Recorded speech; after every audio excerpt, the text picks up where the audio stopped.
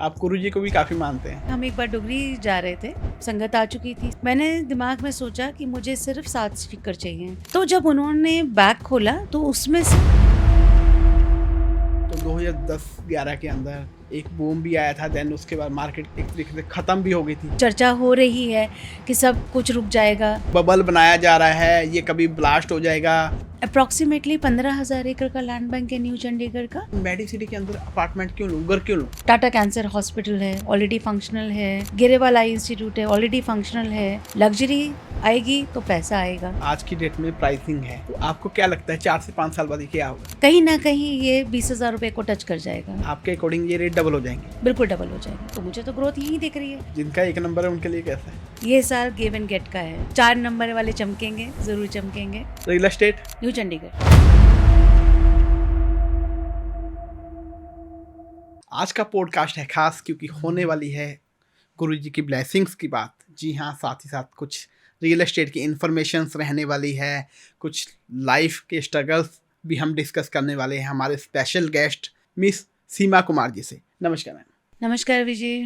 सबसे पहले आपका थैंक यू कि आपने हमारे लिए टाइम निकाला पॉडकास्ट विद वशिष्ठ के लिए। Thank you so much Ravi ji. बहुत टाइम से मेरी भी इच्छा थी और फॉर्चुनेटली आज हमें ये टाइम मिला और हम बातचीत कर रहे हैं। जी, जैसे स्टार्टिंग करते हैं आपके प्रोफेशन से और आपकी लाइफ से।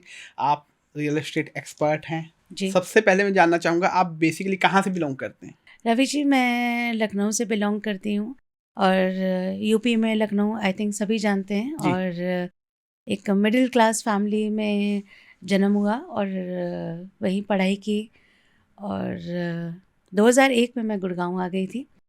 एस्पिरेशंस शुरू से बहुत हाई थी, कुछ पाने का जुनून था और उसी सोच से बस गुड़गांव आ गई थी। 2001 की बात जी करें आप, जी तो यूपी की और 2001 की अगर हम बात करते जी। हैं, उस टाइम पे मे बी लड़कियों को इतनी इजाज़त नहीं होती थी कि वो घर से बाहर तक निकलें, क्योंकि माहौल ऐसा था जो हम सबके माइंड में है। बिल्कुल ठीक कह रहे हैं रवि जी। सफ़र बिल्कुल भी आसान नहीं था क्योंकि उस टाइम पे मुझे याद है कि घर से बाहर जाने के लिए भी बहुत सारी परमिशंस ली जाती थी। आज का दौर अलग है और उस दौर में जब लड़कियों को यही सोचा जाता था कि ये एक टीचर बन जाएं और इनकी शादी हो जाए, उस समय पे मैंने अपने फादर को बोला कि नहीं, मुझे जाना है और मुझे कुछ लाइफ में अचीव करना है। और मुझे याद है मैंने 2001 में रियल एस्टेट करियर शुरू किया था एक छोटी सी कंपनी में, जहाँ पे एक्चुअली रियल एस्टेट की डेफिनेशन बहुत अलग रही उस टाइम पर। जी। उस टाइम पे जब लड़कियों को देखा जाता था तो ये सोचते थे कि ये रिसेप्शन पे होनी चाहिए या फिर ये फ़ोन उठाने के लिए है या ये एक कोई कागज़ पकड़ाने के लिए यानी है। कि बैक साइड रखा जाता था बैक रियल साइड एस्टेट में। हमेशा से बैक साइड ही रखा गया कि हाँ ठीक है, ये एक सपोर्ट सिस्टम है, बस दैट्स इट। क्योंकि रियल एस्टेट तो मर्दों के लिए बना है, वो तो उनका प्रोफेशन है, लड़कियां तो इसमें कुछ नहीं है। तो 10 से 6 की नौकरी होती है जिसमें कुछ फ़ोन उठाने हैं और कुछ लोगों से बातचीत करनी है, बस। उस टाइम पे भी मुझे ये लगता था नहीं, ये करियर यहाँ तक सीमित नहीं रहना चाहिए। इस करियर में बहुत कुछ आगे बढ़ने के लिए है, सोचने समझने के लिए है और जो काम लड़के कर सकते हैं वो हम भी कर सकते हैं।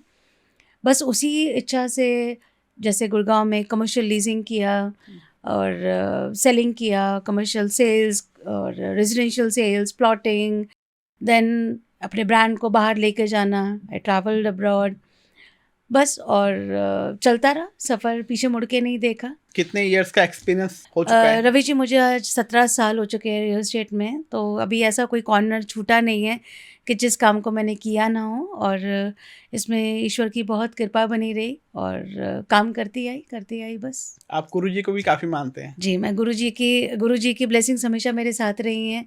मुझे लगता है हमेशा जब भी जिधर भी मुझे लगा कि मुझे कुछ समझने या समझाने की ज़रूरत है, उन्होंने हमेशा मेरा हाथ थामा। एंड मेरे फादर अब नहीं हैं, तो मुझे लगता है कि उनका बहुत बड़ा हाथ है।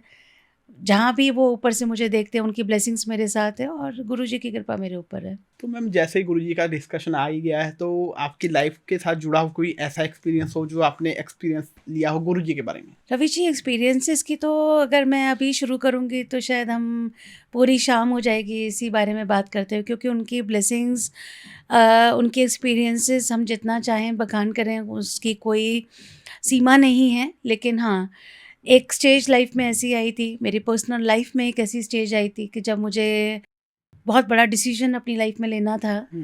तो उस टाइम पे एक सरेंडर था और एक सब्र और एक सरेंडर के साथ कभी कभी ऐसा होता है हमारी पर्सनल लाइफ में कि हमें लगता है हमें किसकी बात सुननी चाहिए, दिल की, दिमाग की, क्या करना चाहिए। उस टाइम पे बस मैं बड़े मंदिर बैठी हुई थी और बड़े मंदिर बैठे बैठे मैंने वो छोटा सा बच्चे वाला दिल था, तो बस सोचा कि गुरुजी जो फैसला हो वो फेवर में करना, जो आपको ठीक लगे। तो उस टाइम पे जब गुरुजी ने मेरे लिए फ़ैसला लिया तो मैंने सवाल मेरे दिमाग में था कि गुरुजी ये फ़ैसला ठीक नहीं है, क्योंकि मेरी जो सोच थी, मैं कुछ और सोच रही थी, कुछ और मांग रही थी। पर चलिए मैं आपको बता ही देती हूँ, फ़ैसला चंडीगढ़ आने का था। तो मुझे लगा गुरुजी का, जब मैंने इसे स्लिप सी बनाई, एक छोटी सी स्लिप बनाई और उसमें लिखा I should stay in Gurgaon और I should move to Chandigarh, so that slip was like saying about Chandigarh. तो मुझे लगा गुरुजी का ये फ़ैसला, इतना ग्लैमर है गुड़गांव में और industry, real estate industry boom में है, इस टाइम पे गुरुजी मुझे वहाँ भेज रहे हैं, मेरे लिए ये हक का फ़ैसला नहीं था। लेकिन आज मैं दिल से शुक्राना करती हूँ कि मैं जहाँ हूँ मैं बहुत खुश हूँ, मेरा अपना घर है, मेरी अच्छी लाइफ है। तो गुरुजी की बहुत सारी चीज़ों को हम उस टाइम पे समझते नहीं हैं, लेकिन सूनर लेटर ये बात समझ में आ जाती है कि जब आपके ऊपर परमपिता परमेश्वर कोई फ़ैसला लेते हैं तो वो हमेशा आपके हित का होता है। समझने में समय ज़रूर लगता है। डिवाइन तो पावर है, तो वो डिवाइन हमारे पावर, लिए डिवाइन बेटर पावर ही है। चूज करते हैं। जी, जी, वो बिल्कुल बेटर चूज़ करते हैं मेरी लाइफ के। उसके बाद भी बहुत सारे ऐसे फ़ैसले थे जो मैंने गुरुजी पे डिपेंड करके उन पे I left my make and more on him and that decision I still realise that it was good. Maybe that was a moment, it was very painful, but now if I look back I can seriously say that it was for my betterment. तो गुरुजी की बहुत बहुत blessings है मेरे पे, बहुत blessings है। जी जी जी जी। जी तो जैसे अगेन रियल एस्टेट की तरफ आते हैं, लेकिन जी हमें पता लग गया कि गुरुजी से पूछ के आप फिर चंडीगढ़ आ गए। जी जी। तो चंडीगढ़ का रियल एस्टेट का एक्सपीरियंस आपका अब तक का कैसा रहा है? चंडीगढ़ का रियल एस्टेट का एक्सपीरियंस अगर बात करूं तो यहाँ पर डिसीजन, जब हम यहाँ पर रियल एस्टेट की बात करते हैं तो वो डिसीजन एक परिवार का होता है, जी इंडिविजुअल का नहीं होता है। Like Gurgaon, there is a lot more difference between a Gurgaon real estate and a Chandigarh real estate. If I say this I mean to say that वहाँ पर जो डिसीजन होता है वो कोई भी डिसीजन ले लेता है। आपके पास शायद आपके क्लाइंट के चेक्स पड़े हैं, आपने ही डिसीजन ले लिया और आपने ही कोई चीज़ उनके लिए ले ली, बट जो यहाँ डिसीजन होता है वो दिल से होता है। जी उसके पैरामीटर्स, उसमें बहुत सारे सेंटिमेंट्स इन्वॉल्व होते हैं, बहुत सारे इमोशंस उसके बीच में हैं। यहाँ का रियल एस्टेट सिर्फ वेल्थ का रियल एस्टेट नहीं है कि दो का चार किया या पैसा बनाया, या यहाँ का रियल एस्टेट बहुत अलग था मेरे लिए। ऑल टुगेदर एक डिफरेंट एक्सपीरियंस था। मैंने ऐसा रियल एस्टेट जो दिल से चलता है, जी क्योंकि हम लखनऊ वाले जैसे सब बोलते हैं कि बहुत दिल से बात करते हैं, और मुझे लगा यहाँ के लोग दिल से चीज़ को जुड़ते हैं और दिल से चीज़ की बात करते हैं, इमोशंस के साथ इमोशंस देखते के हैं। साथ, इमोशंस जी। के साथ बहुत ज़्यादा इमोशन इन्वॉल्व होता है। तो मेरे बहुत सारे एक्सपीरियंसेस इस तरीके से रहे, तो इसलिए आई पर्सनली फील कि यहाँ की रियल एस्टेट मार्केट और गुड़गांव की रियल एस्टेट मार्केट बहुत डिफरेंट है, बहुत ज़्यादा डिफरेंट है। तो जैसे 2001 से आपने अपना करियर स्टार्ट किया, जी तो 2010-11 के अंदर जी। एक बूम भी आया था, देन उसके बाद मार्केट एक तरीके से खत्म भी हो गई थी, कह सकते हैं। आई ठीक है, काफी स्टिल डाउनफॉल आया। रिमेंबर, या I still remember that days कि जब रियल एस्टेट ये था कि अभी रियल एस्टेट वालों को, इनफैक्ट मेरे साथ बहुत सारे लोग ऐसे थे जिन्होंने अपनी इंडस्ट्री स्विच कर ली थी, बहुत लोग बाहर चले गए, बहुत लोगों ने इंडस्ट्री स्विच कर लिया। बहुत टफ टाइम था। जी। That time I was in Gurgaon and it was very difficult. समझ नहीं आ रहा था कि इस मार्केट में इस समय पे निकलना कैसे है।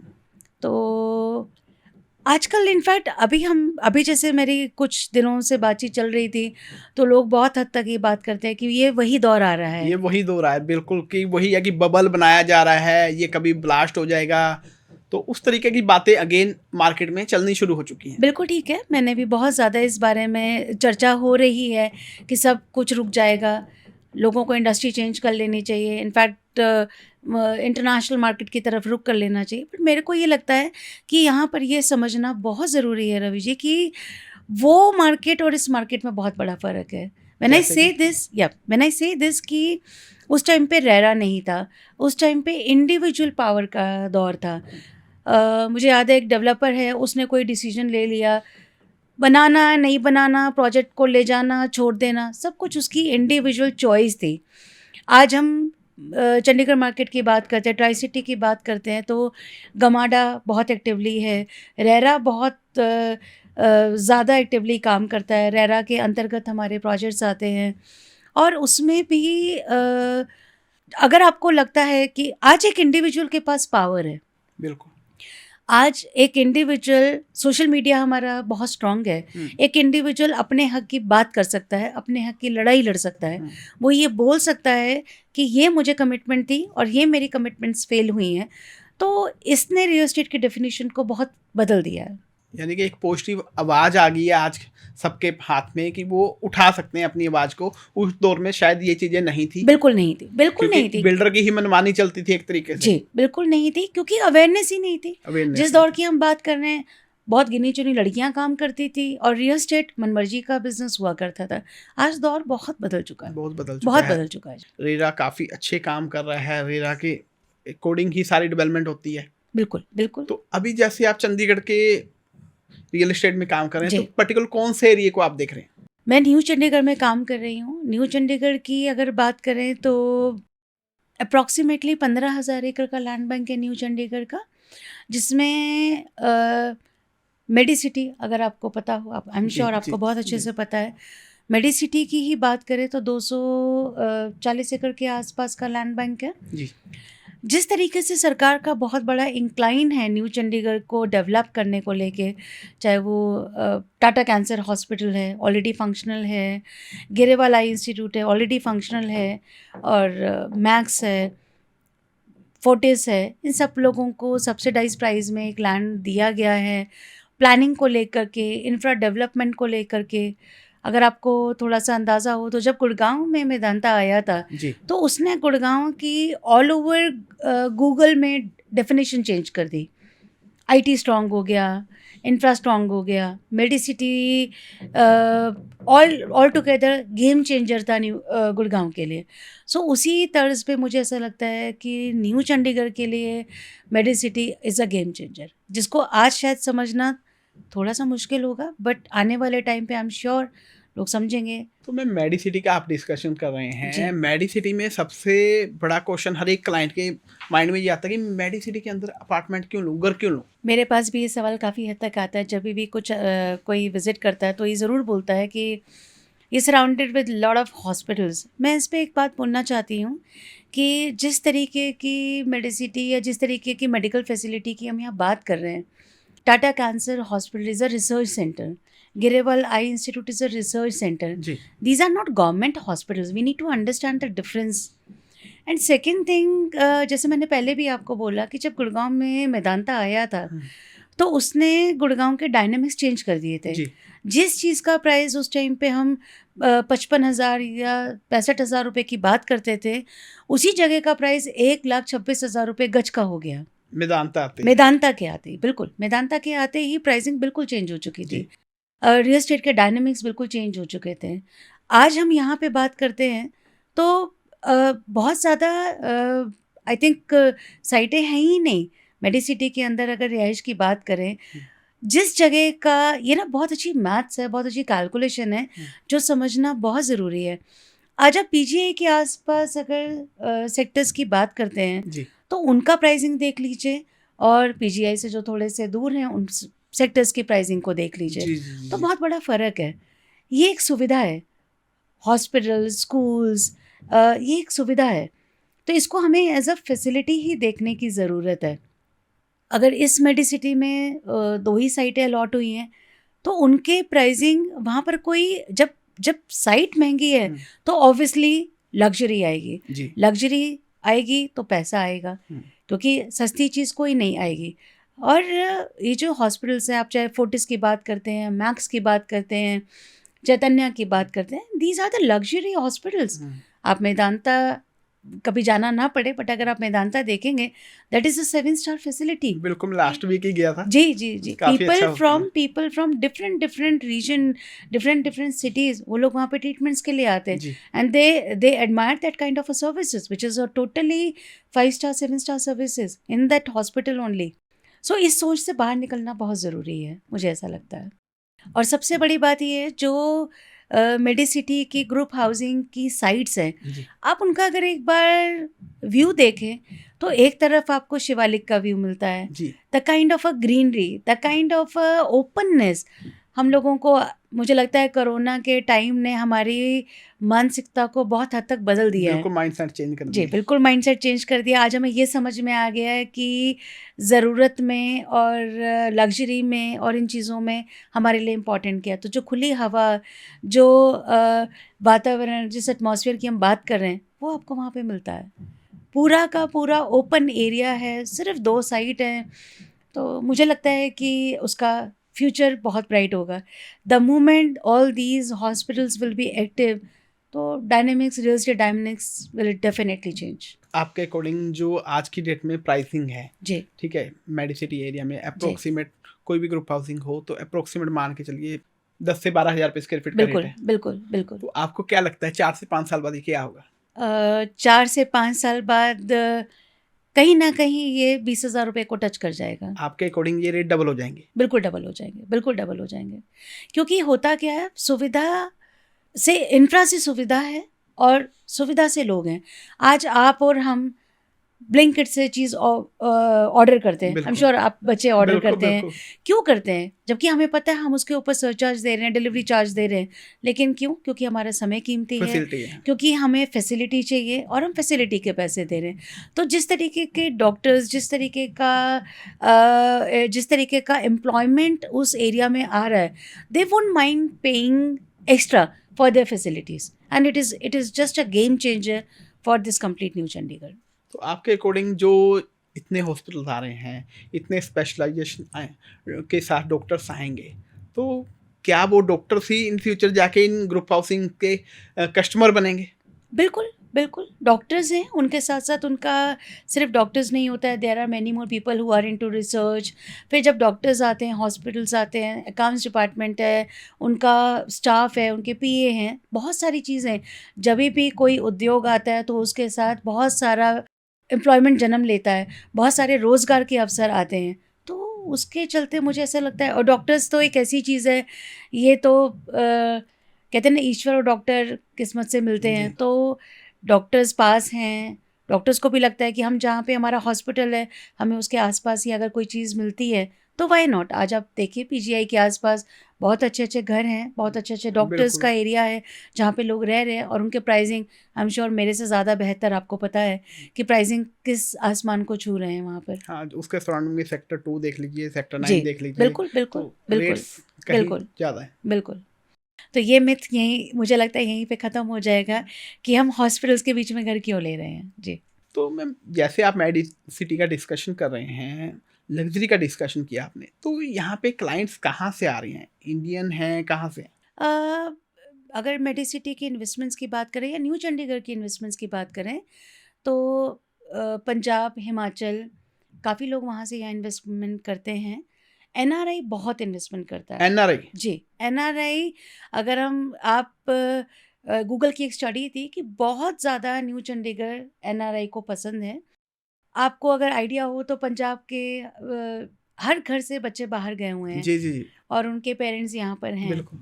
तो जब पेरेंट्स यहाँ पे हैं, और मुझे नहीं लगता कि जब कोई चला जाता है अपने कंट्री को छोड़ के, तो उसके दिमाग में ये चीज़ होती है कि हमें वापस आना है। मैं वही कह रहा हूँ कि वो तो वहीं के होके रह जाते हैं, वो जी। इंडिया आने का सोचते ही नहीं है। लेकिन वो कहीं न कहीं अपने पेरेंट्स को लेकर के इस चीज़ को ज़रूर समझते हैं, बिकॉज़ जो जो मैं एक छोटा-सा इसमें एक वाक़या देना चाहती हूँ। जब मेरे पिताजी का स्वर्गवास हुआ, मेरी माताजी मेरे साथ रहती हैं।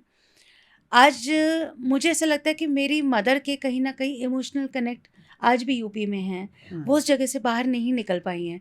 लेकिन मैं अपने करियर को लेकर के, अपनी और चीज़ों को लेकर के हम आगे बढ़ गए हैं। तो ऐसे ही बहुत सारे एनआरआई बच्चे हैं जो बाहर की कंट्रीज़ में सेटल हो चुके हैं। जी, लेकिन उनके पेरेंट्स यहाँ पे हैं। एनआरआई अपने पेरेंट्स के लिए, अपनी फैमिली के लिए फैसिलिटीज़ को देख रहा है।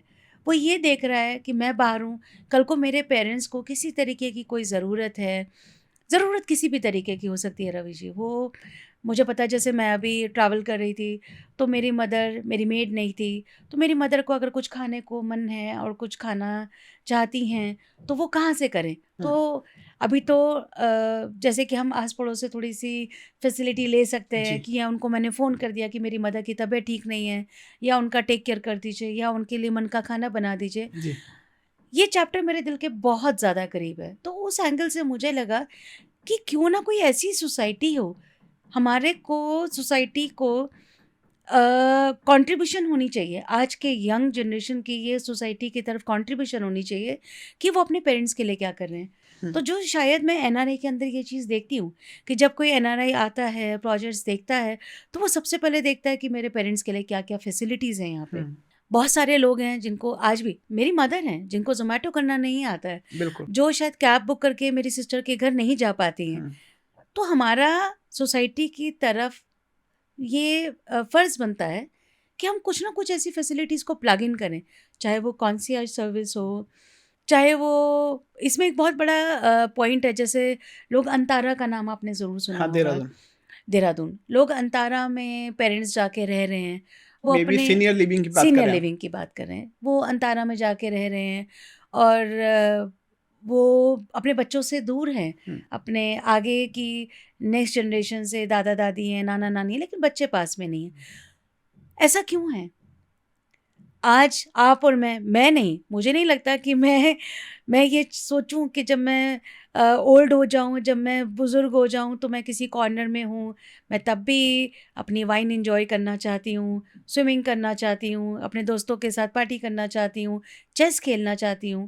मैं किसी कॉर्नर में नहीं जाना चाहती हूं। तो वो लिविंग हम आज क्यों नहीं अपने पेरेंट्स को दे रहे कि पेरेंट्स सोसाइटी के बीच में भी रहें और पेरेंट्स अपनी सब फैसिलिटीज़ को एंजॉय करें। योगा मेडिटेशन गार्डन हो, क्लब हो, एम्पी थिएटर हो, जहाँ वो बैठ करके अपने दोस्तों के साथ मूवी एंजॉय करें, नेटफ्लिक्स देखें। क्यों ना हम इन सुविधा की बात करें? स्ट्रेचर की ज़रूरत हो सकता है ना पड़े, बट अगर हम अपनी लिफ्ट को थोड़ा स्ट्रेचर फ्रेंडली कर लें, हम अपने वॉशरूम्स के डोर्स को थोड़ा एक्सपैंड कर लें, ये छोटी-छोटी चीज़ें। एक कॉन्सियर्ज सर्विस दे दें कि अगर किसी बुज़ुर्ग को कहीं जाना है तो उसकी फ़्लाइट की टिकट हो जाए, उसके लिए कैब बुक हो जाए, उसके लिए खाना, घर जैसा खाना मिल जाए। तो मुझे लगता है इतना तो हमारा फ़र्ज़ बनता है सोसाइटी की तरफ कि हम अपने बड़े लोगों के लिए इतना करें। जी। जी, तो क्या ऐसी सीनियर लिविंग न्यू चंडीगढ़ आएगी ज़रूर आएगी, बहुत जल्द आएगी। With in Medicity? With in Medicity, क्योंकि मेडिसिटी अगेन मेडिकल फैसिलिटीज़ हैं, सब कुछ है। ये तो बस एक सोसाइटी की तरफ हमारा टाइम है कि हम सोसाइटी को कुछ वापस करें, तो मेडिसिटी में ही आएगी और उस पे बहुत डिटेल में काम चल रहा है। ऐसी चीज़ लेकर के ज़रूर, आई एम श्योर जब मैं नेक्स्ट पॉडकास्ट में आपके साथ होंगी तो हम इस बारे में बहुत खुल के बात करेंगे। बिल्कुल, जी। बिल्कुल। तो मतलब एक ऐसी सोसाइटी प्लान की जा रही है जहाँ पे सीनियर लिविंग का कंसेप्ट होगा, वो भी जी। लग्जरी कंसेप्ट के जी, अंदर। बिल्कुल, कि बिल्कुल। वो नहीं है सीनियर लिविंग आश्रम की तरह नहीं है, नहीं, क्यों हरिद्वार जाना क्योंकि है? लोग ऐसे ही सोचते हैं नहीं, सीनियर लिविंग को। बिल्कुल ठीक कह रहे हैं, हाँ। पर हमने सीनियर लिविंग का मतलब हरिद्वार जाना नहीं है। सीनियर लिविंग का मतलब किसी कॉर्नर में जाना नहीं है। सीनियर लिविंग का मतलब है अपने उन्हीं दोस्तों के साथ अपने अच्छे समय को एंजॉय करना। Enjoy जी, आप बार बार न्यू चंडीगढ़ का जिक्र कर रहे हो, मेडिसिटी का बात जी, कर रहे हो, ठीक जी। है। तो मैं रील्स देखता हूँ, स्क्रॉल करता हूँ, मेरे माइंड में भी कहीं ना कहीं आता है कि दुबई जाके रियल एस्टेट का काम किया जाए। तो आप न्यू चंडीगढ़ और दुबई के रियल एस्टेट में कैसे डिफरेंस देखते हैं? मुझे लगता है आज के टाइम पे 70% लोग दुबई के रियल एस्टेट से फैसिनेट है। जब मैं आपसे बार-बार ये चीज़ बोल रही हूँ कि न्यू चंडीगढ़, दुबई को हम कैसे जानते हैं? दुबई को हम क्यों जानते हैं? दुबई की बात हम क्यों करते हैं? फैसिलिटीज़ को लेकर के करते हैं, फैसिलिटीज हैं। सेफ्टी को लेकर के करते हैं, सिक्योरिटी है। मुझे भी लोग मिलते हैं, बोलते हैं कुछ इन्वेस्ट कर लो, पैसा डबल हो जाएगा। पैसा तो यहाँ भी डबल हो रहा है, अपने देश में भी डबल हो रहा है। तो मेडिसिटी क्यों नहीं इन्वेस्ट करना चाहिए? आज किस फैसिलिटी की हम बात कर रहे हैं? और जो सबसे ज़्यादा मुझे इम्पोर्टेंट लगता है, इमोशंस। आप आज दुबई इन्वेस्ट ज़रूर कर लेंगे, जी क्या आप वो इमोशनल कनेक्ट वहाँ ले पाएंगे? या मैं आपसे पूछती हूँ रवि जी, आप यहाँ से सब कुछ छोड़ करके दुबई जाएंगे, वहाँ सेटल हो जाएंगे? नहीं, इन्वेस्टमेंट की जा सकती है लेकिन इन्वेस्टमेंट सेटल की जा होना सकती है, पॉसिबल नहीं। यस। तो इन्वेस्टमेंट की जा सकती है, तो वो इन्वेस्टमेंट यहाँ क्यों नहीं की जा सकती? न्यू चंडीगढ़ क्यों नहीं की जा सकती? जगह भी अपनी है, देश भी अपना है, और इमोशनल कनेक्शंस भी अपने हैं, लोग भी अपने हैं। तो अपने में ही अपनों की ग्रोथ क्यों ना देखी जाए? हम अपनों में ही अपनों की ग्रोथ देख सकते हैं। उसके लिए इतनी दूर बाहर जाने की कोई ज़रूरत नहीं है। अगर हम यहाँ देखें तो यहाँ पे भी अपने में अपनों की ग्रोथ है। यानी कि जो ग्रोथ लोग एक्सपेक्ट कर रहे हैं कि दुबई में हो रही है ईयर टू ईयर, वो आप कह रहे हैं कि न्यू चंडीगढ़ भी सेम मिलने वाली है। बिल्कुल, डेफ़िनेटली मिलने वाली है। आप एक सामने देखते हैं, मेडिसिटी हब है, स्टेडियम है, आज हम जहाँ बैठे हैं खाने-पीने की चीज़ें हैं, आपके इधर पर सारी फैसिलिटीज़ है। तो प्लान मुझे सिटी है। प्लान्ड सिटी है, बहुत हद तक प्लान्ड सिटी है। तो मुझे तो ग्रोथ यहीं दिख रही है। उसके लिए मुझे अपना घर, परिवार, रिश्ते छोड़ कर के इतना दूर जाने की कोई ज़रूरत नहीं है। बिल्कुल, मेरी बिल्कुल। इन्वेस्टमेंट यहीं है और बहुत सेफ है। नहीं, नहीं, बिल्कुल सही आपने जी, बताया। जी। तो चलो अभी थोड़ा-सा रियल एस्टेट से हटके कुछ, जैसे पहले भी आपने गुरुजी का ज़िक्र किया था, जी, जी। तो गुरुजी को लेके कोई और आपका एक्सपीरियंस हो? एक बहुत दिल के करीब एक वाक़या था जो मैं आपके साथ शेयर करती हूँ कि हम एक बार डुगरी जा रहे थे। जी। संगत थी, गुरुजी की संगत थी और डुगरी जा रहे थे। तो दिमाग में ये आया कि किसी ने हमको बताया कि डुगरी में ना उस तरफ पर कोई स्टिकर बाँट रहा है, गाड़ी के स्टिकर मिल रहे हैं। हाँ, स्टिकर बाँटते हैं स्टिकर्स लोग। मिलते हैं, तो किसी संगत ने सेवा ली होगी और वो गुरुजी के स्टिकर्स दे रहे थे। जी। तो मैंने अपने दिमाग में उसी समय काउंटिंग शुरू कर दी थी। मैंने दिमाग में सोचा कि मुझे सिर्फ़ 7 स्टिकर चाहिए, अपने लिए और अपनी सिस्टर के लिए, उतनी ही गाड़ी के स्टिकर चाहिए। और उसी थॉट को लेकर के जब मैं उन अंकल के पास स्टिकर लेने के लिए गई, तो जब उन्होंने बैग खोला तो उसमें से 7 स्टिकर ही निकले। अच्छा, 7 ही आपने अपने माइंड में 7 ही काउंट मैंने किए थे? सोचे थे और 7 ही स्टिकर उसमें से निकले। तो जब मैंने उनसे बोला, आई थिंक वो जाने ही लग रहे थे। तो जब मैंने उनको बोला, मैंने कहा नहीं 2-3 और दे दीजिए, तो मुझे अपने किसी खास फ्रेंड को भी देने हैं। तो बोले नहीं, ये 7 ही है आपके लिए।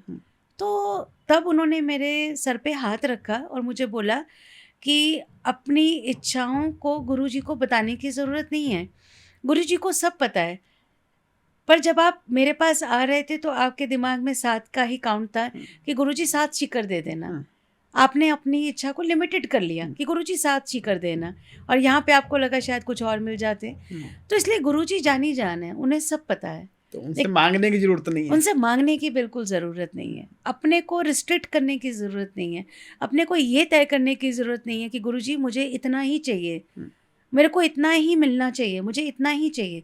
हो सकता है गुरुजी ने आपके लिए क्या सोच कुछ के और रखा बेटर हो, सोचा कुछ हो। और बेटर सोच के रखा हो। तो बहुत दिल के ऐसे ही बहुत सारे और मेरे दिल के करीब नहीं, किस्से हमारे थे। व्यूअर्स तो सुनना चाह रहे होंगे और भी। जब मैं अपने घर का सत्संग, मैं अपने घर हर साल अपनी शादी की सालगिरह में गुरुजी का सत्संग करती हूँ। मैं नहीं करती, गुरुजी खुद करते हैं। गुरुजी खुद कराते हैं। खुद करते हैं, तो वो खुद कराने वाले हैं। और ये पिछले, मेरी शादी को 10 साल हो गए और 10 साल से ये चलता आ रहा है, और आगे भी ईश्वर ने चाहा, गुरुजी ने चाहा तो चलता रहेगा ये। जी। तो जब पहले गुरुजी का सत्संग होता था तो मेरे दिमाग में कहीं ना कहीं ये होता था कि ये सारे अरेंजमेंट मैंने करने हैं, फ्लोरिस्ट बुलाना है, लंगर सेवा का करना है, मैंने इसको काम देना है, मैंने उसको काम देना है, मैंने ये करना है, मैंने वो करना है, मैंने सब कुछ करना है।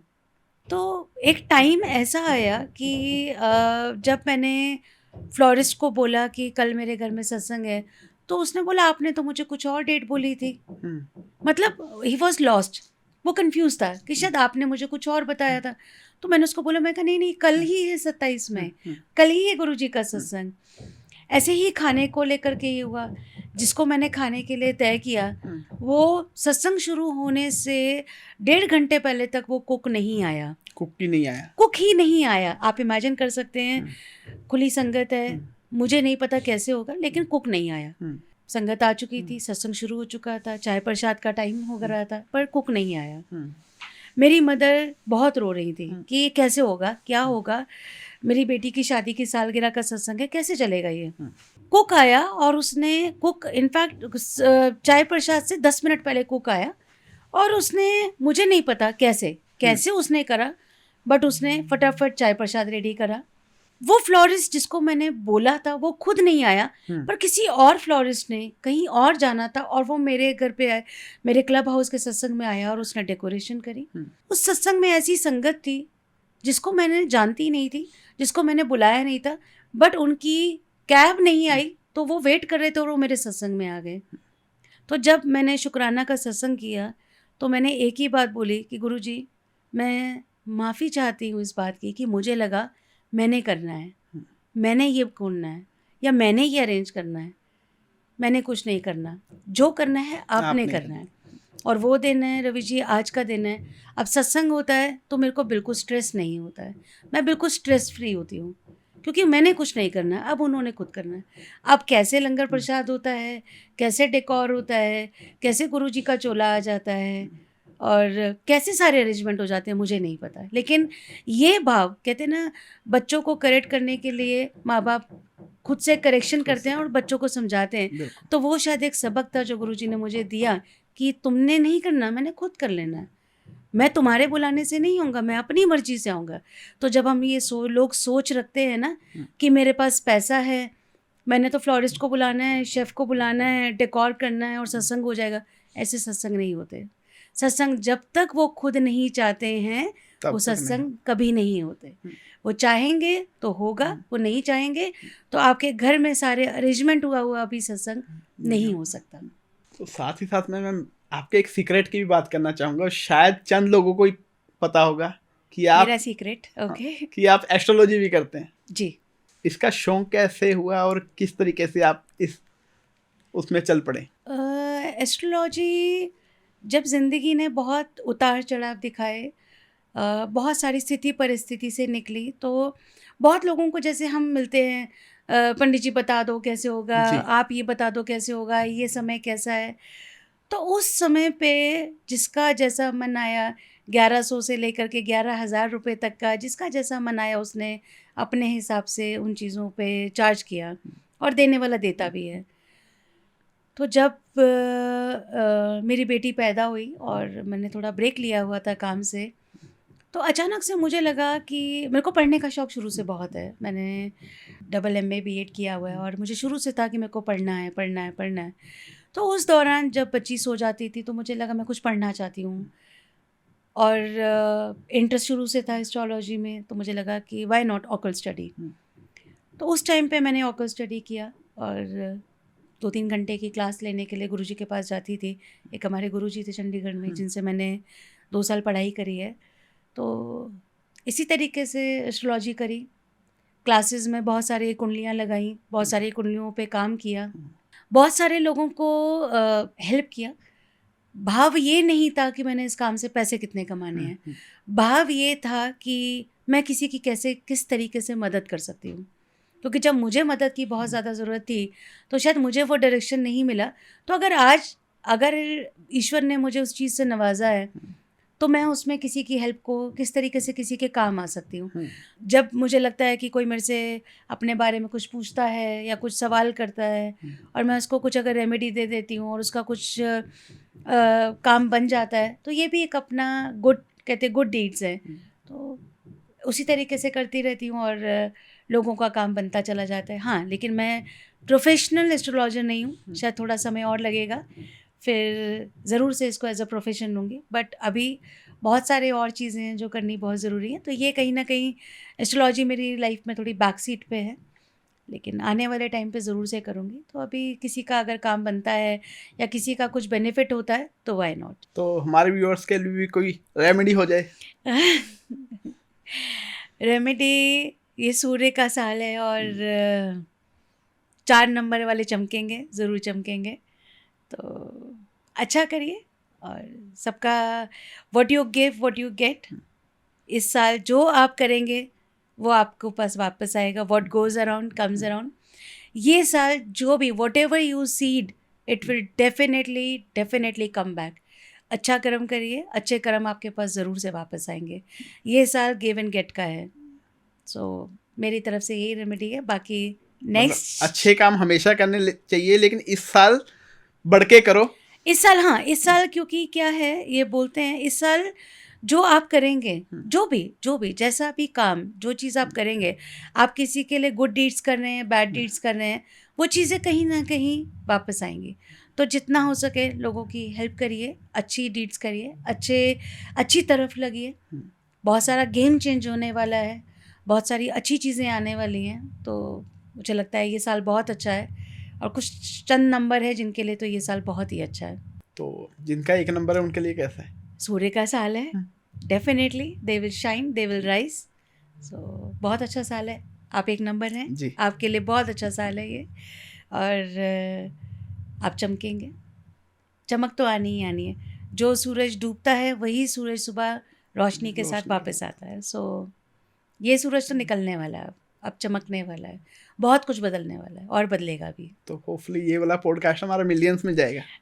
आई एम श्योर कि लोग पसंद करें, सुने। और तो आपने बताया 2026 काफ़ी अच्छा ईयर है, तो 2026 को लेके ही कुछ रैपिड फायर सेशन हो जाए। बिल्कुल हो जाए। Real estate, new Chandigarh. घर या गाड़ी? घर मैंने रवि जी अभी ले लिया है, तो डेफिनेटली गाड़ी। Growth? New Chandigarh, definitely new Chandigarh. You are mother child और फादर चाइल्ड? मैं definitely I am daddy's little girl. मैं शुरू से अपने फादर के साथ करीब थी, so daddy's little girl, always been. Real estate और एस्ट्रोलॉजी? अभी as of now definitely real estate. In future? Astrology. Astrology. Travel? Always ready. I'm a travel freak, so always ready. Traveling in my cards, so always. तो सीमा ma'am, आपके साथ podcast करके genuinely बहुत अच्छा लगा। Next time हम बहुत जल्दी आपको अगेन इनवाइट करेंगे। रवि जी, बहुत सुना था आपके पॉडकास्ट के बारे में, तो मेरी बहुत इच्छा थी कि कभी पॉडकास्ट करेंगे। So it is all pleasure, all mine to be a part of this. And thank you, दिल से thank you. I am really glad to be part of this. Thank you ma'am, thank you so much. Thank you.